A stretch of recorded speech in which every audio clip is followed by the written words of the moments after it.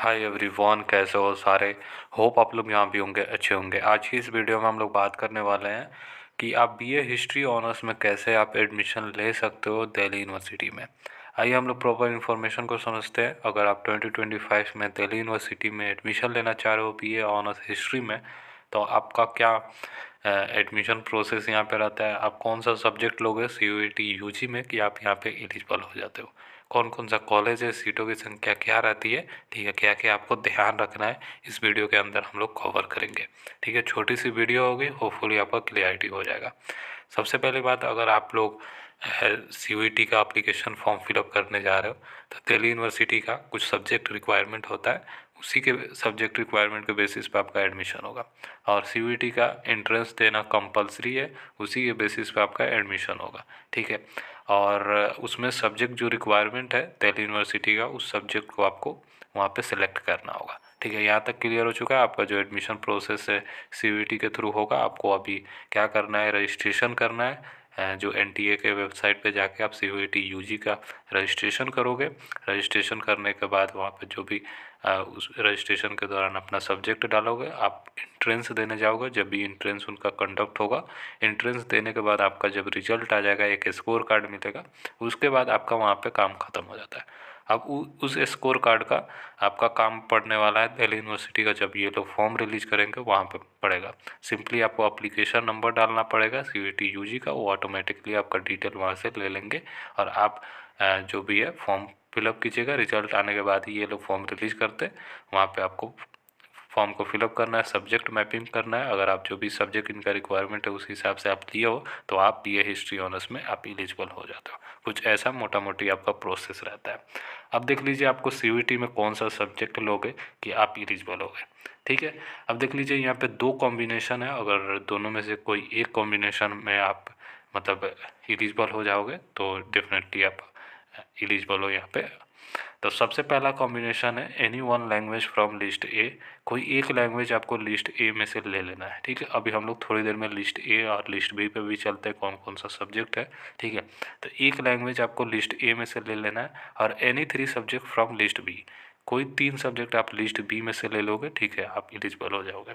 ठीक है, उसके बाद एक और कॉम्बिनेशन है, अगर पहला वाला नहीं फुलफ़िल कर रहे हो तो दूसरा वाला भी फुलफ़िल कर सकते हो। तो दूसरा वाला है कि आप 2 लैंग्वेज फ्रॉम लिस्ट ए से ले सकते हो, यानी any 2 language from list A, और plus any 2 subject from list B.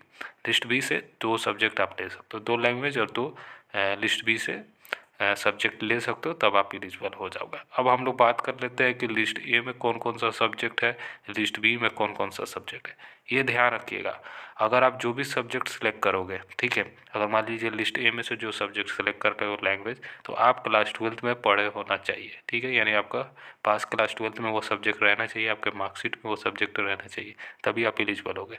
जो भी सब्जेक्ट आप पढ़े हो वो सब्जेक्ट में आप मतलब ही यहाँ पे अप्लाई करोगे, चाहे वो लिस्ट ए का सब्जेक्ट हो चाहे वो लिस्ट बी का सब्जेक्ट हो। ये ध्यानपूर्वक समझिएगा। अगर आप अदर सब्जेक्ट दे दीजिएगा, मान लीजिए एंट्रेंस तो आप दे दिए, जब दिल्ली यूनिवर्सिटी का फॉर्म ओपन होगा ना, तो सब्जेक्ट मैपिंग होगा, और वहाँ पे सब्जेक्ट मैपिंग अगर आप मैच नहीं हुआ आपका, तो आप वहीं से आपका रिजेक्ट हो जाएगा। इसलिए आप ध्यानपूर्वक जो क्लास 12th में पढ़े हो वही सिलेक्ट आप कीजिएगा। ठीक है, तो 2 कॉम्बिनेशन है, दोनों में से कोई एक फुलफ़िल करना। अब हम लोग चलते हैं सब्जेक्ट लिस्ट में कि लिस्ट ए कौन सा सब्जेक्ट है और लिस्ट बी में आपका कौन कौन सा सब्जेक्ट है। तो देख सकते हो आप, आपके सामने सब्जेक्ट का लिस्ट है।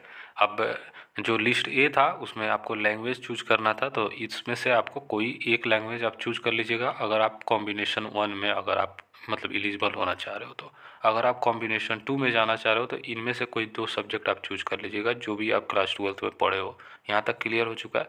उसके बाद यहाँ पे आप देख लीजिए, यहाँ पे 301 से आपका जो भी है लिस्ट बी यहाँ पे आपका हो जाएगा। टोटल यहाँ पे आपका जो भी डोमेन सब्जेक्ट है 23 है। ठीक है, और लैंग्वेज 13 था, यानी 13। तो ये 13 में से आपको लेना है जो लिस्ट ए वाले हैं, और उसके बाद लिस्ट बी मतलब जिनको लेना है, तो लिस्ट बी में आपका ये सब्जेक्ट है, और आपको जो भी क्लास 12th में पढ़े हो उसको सिलेक्ट करना होगा। अगर कॉम्बिनेशन 1 के लिए जा रहे हो तो 3 सब्जेक्ट इसमें से कोई ले लीजिएगा, जो भी आप क्लास 12th में पढ़े हो। आपके सामने सब सारा सब्जेक्ट दिख रहा है, मैं धीरे धीरे आपको दिखा देता हूँ। ठीक है, सब्जेक्ट का यहाँ पे आपका दिख रहा होगा, हाँ यहाँ पे आपका सब्जेक्ट दिख रहा होगा। ठीक है।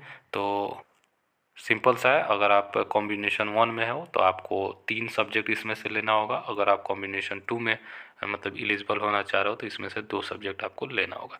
होपफुली यहाँ तक क्लियर हो चुका है। अब देख लीजिए यहाँ पे आपका जो भी डोमेन सब्जेक्ट है, accountancy, book keeping, agriculture, anthropology, biology, biological science, biotechnology, biochemistry, business studies, chemistry, environmental science, computer science, information practices, economics, business economics, fine arts, visual arts, commercial arts, geography, geology, history, home science, knowledge, tradition, practices in India, mass media, mass communication, mathematics, applied mathematics, performing arts, drama, music, physical education, physics, political science, psychology, Sanskrit, sociology, general aptitude test, जो general test ये है। तो इसमें आपको मतलब नहीं select करना है। टोटल आपको यहाँ तक आपको 326 तक जो भी है आपको सब्जेक्ट को देख लीजिएगा, 301 टू 326 तक आपको इन्हीं में से 3 सब्जेक्ट आपको लेना है। अगर कॉम्बिनेशन 1 में जा रहे हो, अगर आप कॉम्बिनेशन 2 में जा रहे हो तो 2 सब्जेक्ट आपको यहाँ से लेना है। और यहाँ से आपको अगर कॉम्बिनेशन 1 में जा रहे हो तो यहाँ पे 1 सब्जेक्ट लेना है। अगर कॉम्बिनेशन 2 में जा रहे हो तो 2 सब्जेक्ट आपको ले लेना है। ध्यान रहे, क्लास 12 में जो सब्जेक्ट पढ़े हो वही आप सेलेक्ट कीजिएगा। होपफुली यहाँ तक क्लियर हो चुका होगा। आइए अब हम लोग देख लेते हैं कौन कौन सा कॉलेजेस है जो बीए ऑनर्स हिस्ट्री ऑफर करती है। ठीक है, आपके सामने कॉलेजेस का नाम दिख रहा है, सीटों की संख्या दिख रहा है। तो आप अपने कैटेगरी वाइज जो भी सीटों की संख्या है वो देख सकते हो। ठीक है, अब आपके सामने कॉलेजेस का नाम है जो जो कॉलेजेस बीए ऑनर्स हिस्ट्री करवाती है। सबसे पहले आर्यभट्टा कॉलेज है। इनके सामने अभी सीटों की संख्या को मेंशन नहीं किया गया, ये लोग बोल रहे हैं नोटिफाई करेंगे बाद में। एआरएसटी कॉलेज है, भागनी निवेदिता कॉलेज है, भारती कॉलेज है, कॉलेज ऑफ वोकेशनल स्टडीज़ है, दौलत राम कॉलेज है, Delhi college of arts and commerce है, देशबंधु कॉलेज है, डॉक्टर भीमराव अंबेडकर कॉलेज है, दयाल सिंह कॉलेज है, दयाल सिंह इवनिंग है। मतलब ऐसे करके बहुत सारे कॉलेजेस हैं, हंसराज है, हिंदू है। ऐसे करके आपका जो भी कॉलेजेस हैं यहाँ पे दिख रहा होगा, Kirorimal college, Kamala Nehru college, lady Shri Ram college for women's, Lakshmibai college, Maitreyi college, ऐसे करके बहुत सारे कॉलेजेस आपके सामने दिख रहा होगा। तो आप यहाँ पे देख सकते हो। ठीक है, टोटल मैं आपको दिखा देता हूँ। टोटल 45 कॉलेजेस हैं जो बी ऑनर्स हिस्ट्री आपको करवाती है। तो आपको ब्रोशर ऑलरेडी मिल गया होगा। अगर ब्रोशर को डाउनलोड करना है तो वेबसाइट का नाम है admission.uod.ac.in। वही वेबसाइट पे आप आइएगा, वहाँ पे आप ब्रोशर डाउनलोड कर सकते हो। इन्फॉर्मेशन बुलेटिन 2025-2026 का रिलीज कर दिया गया। चलिए, यही था इन्फॉर्मेशन आप सभी से शेयर करना था। होपफुली क्लियर हो चुका होगा कैसे आप बी ऑनर्स हिस्ट्री में आप एडमिशन ले सकते हो। ठीक है, चलिए फिर मिलते हैं अलग वीडियो के साथ, अलग कोर्स के इन्फॉर्मेशन के साथ। तब तक के लिए बाय, टेक केयर और ख्याल रखें अपना।